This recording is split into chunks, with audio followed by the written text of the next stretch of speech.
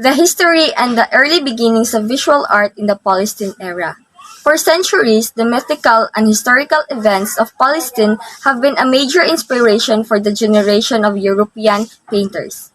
Palestinians themselves, however, did not develop a visual art tradition before the 20th century. Since then, however, the uniqueness and the diversity of Palestinian creativity have been expressed by the studio arts. Therefore, in the following essay, the term Palestinian art refers only to the studio of art of drawings, painting, and printmaking. There are four periods in the Palestinian art. The first one is the beginners, which is 795 to 1955.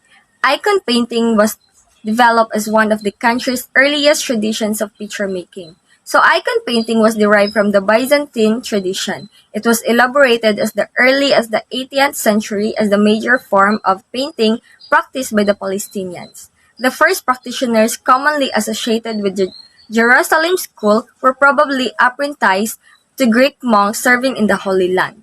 The tradition was later perpetuated by the Palestinian members of the Orthodox Church whose artistic talents were nurtured by the works of Russian iconographers who settled in the country.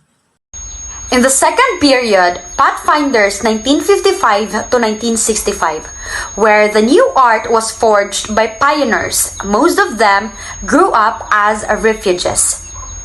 The 2 decades after Palestine's fall were characterized by radical, political, and cultural changes in Arab world. The visual arts enjoyed an unprecedented presence in the cultural arena, which has traditionally been dominated by the oral arts.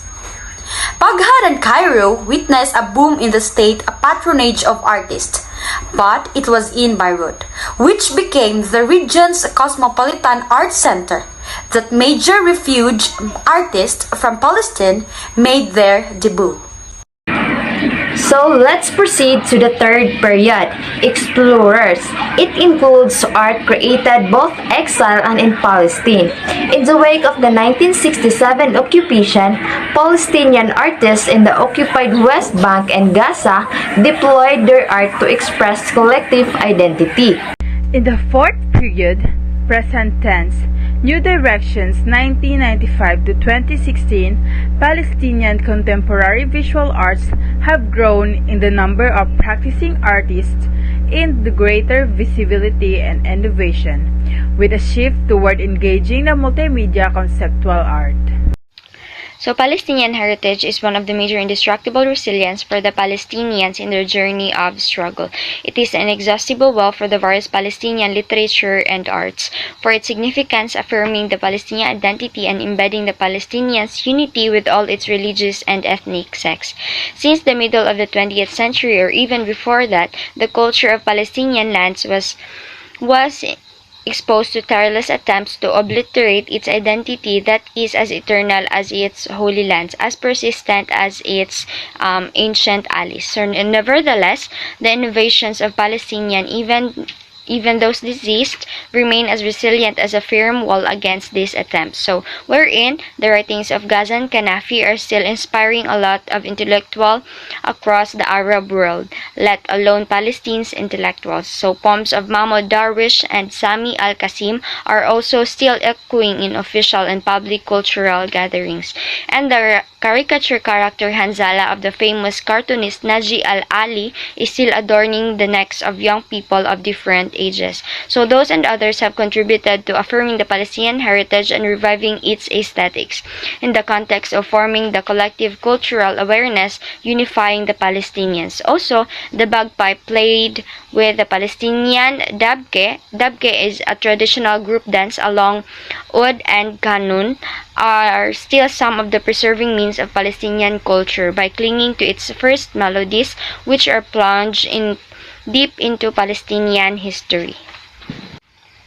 So in the fashion world, the distinctive hand-embroidered Palestinian dress sparkles with great craftsmanship, which can be found in every Palestinian house, in addition to men's kifayis and agal that are considered means of preserving the Palestinian culture alongside all forms of artistic and literary creativity. So poster art is one of the art's aesthetic and symbolic innovations that the Palestinians achieved, affirming their national beliefs through significant symbols like the Palestinian flag, the olive tree, and the Dome of the Rock to promote values of belonging, faith, national security, and bonding with the land. So its cultural heritage goes back to the 4th century CE, when in the Eastern Roman Empire, ancient churches such as Birkin and Abud arose in the West Bank.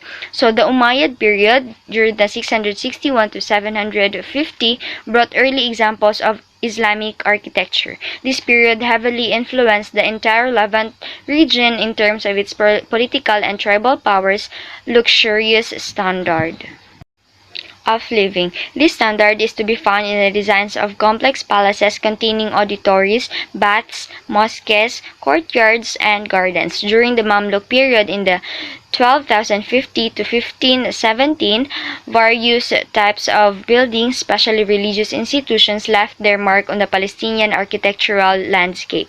So the Holy City of Jerusalem flourished with madrasas, or the Islamic schools. The Holy City of Jerusalem and Zawiyas, the building specially for Sufis, the mystic school of Islam, being promoted. So public facilities such as khans is roadside inns where travelers could eat and rest. Souks or markets, the hammams or baths, were also part of the urban planning of the city. So under the Ottoman rule in 1517 to 1917, it is a significant human settlement took place in the region as more villages emerged influenced by Ottoman culture. After the fall of the Ottoman Empire and the establishment of the British Mandate to Palestine, a Department of Antiquities was established in the 1920s to implement excavations and archaeological surveys. Our report about the Palestines ends here. Thank you for listening. Stay safe and God bless us all.